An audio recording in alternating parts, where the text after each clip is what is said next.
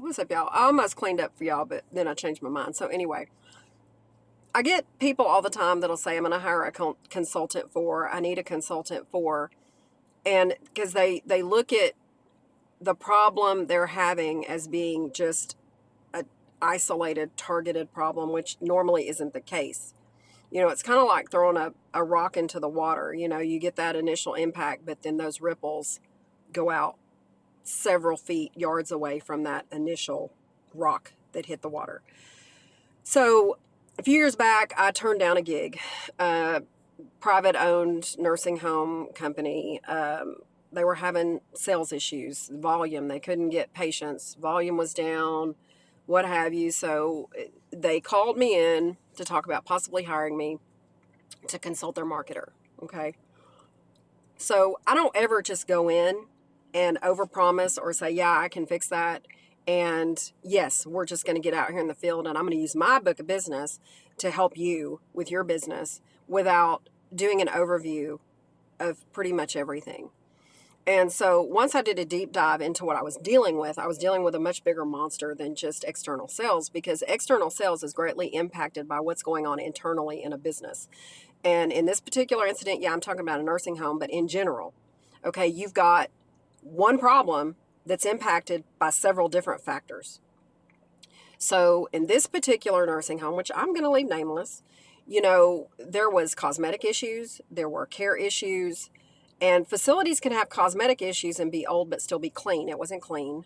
You had the staff did not smile. They didn't speak when you walked past them, which is huge for me. So, because if you're not acknowledging me, you're not acknowledging your clientele, which could be your family members, your patients. So anyway, long story short, they had several issues that were impacting their external sales role.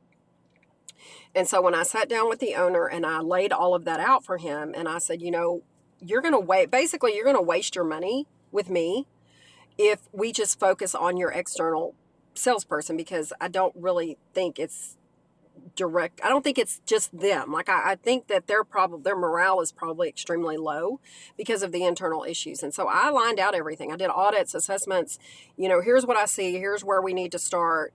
And then once we layer by layer work on that, then we can really focus on your external sales, because then we can go out and say, we know we've had issues in the past with this. We know we've not always been so good at this. Here's what we've done.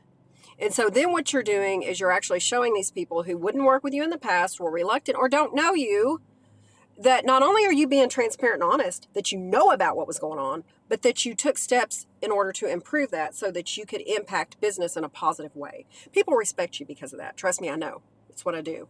So anyway, because the owner basically said, no, I want you to do X, Y, Z, I didn't take the role and didn't want his money. Because at the end of the day, when I use my book of contacts and my business to be able to help you grow yours, you're a reflection of me. So if I come in and I solely just do what you tell me to do, and I'm not honest and truthful with you about where all of your issues and your holes in the boats are, I'm doing you a disservice. But you're wasting your money. Why would you hire an individual and waste your money? So I didn't take the gig. And you know what? I've done some research, and this has been a few years ago. That business still hasn't moved. The needle hasn't moved. The reputation hasn't changed. So when you hire a consultant, whether it's me or someone else, hire a consultant that's going to be honest and that you're going to listen to. If you don't plan on listening to them, don't reach out and try to hire them. Y'all have a good day.